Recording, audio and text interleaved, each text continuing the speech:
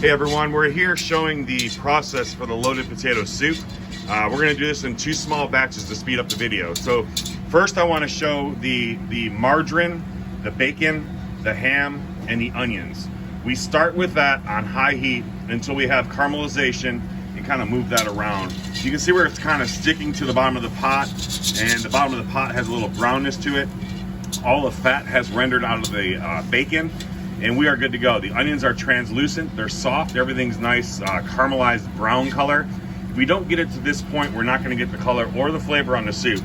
And Corey's pointing out all the little stickies on the side there, which is good.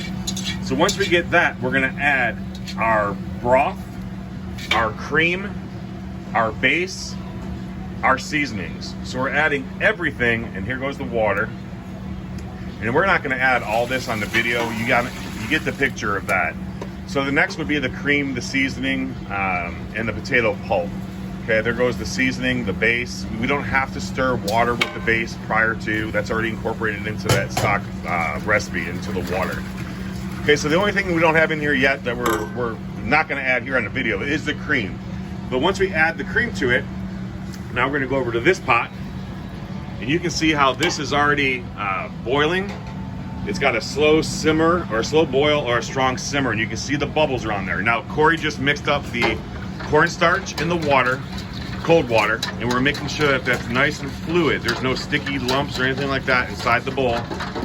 The liquid has to be simmering, and then we drizzle it in while we whip the cornstarch slurry into the soup. And you can along the kettle, it's a little warmer in that area. It'll thicken up a little bit quicker. There you go. Corey's saying drizzle along the outside walls, or by the outside walls of the kettle. And that's fine. You can see how it instantly tightens up. It's going to tighten up about 70% now, but then we need to cook it for another 30 minutes. Okay, we're rinsing out the inside of the bowl so we get all that cornstarch goodness. Let me back up from that steam. But now we're going to continue to simmer this. Okay, it has to have bubbles on the top of the water and the cream. It's not going to thicken unless you see plenty of bubbles. We don't want to overflow the kettle.